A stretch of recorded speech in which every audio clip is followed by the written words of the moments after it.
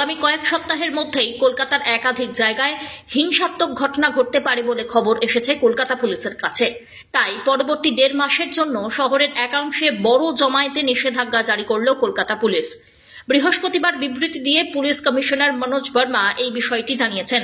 বউবাজার থানা, hair street থানা এবং ধর্মতলা এলাকায় কেসি দাস ক্রসিং থেকে ভিক্টোরিয়া হাউসের দিকে এলাকায় 5 থেকে 6 জনের বেশি জমায়েত করা যাবে না বলে স্পষ্ট করেছে পুলিশ।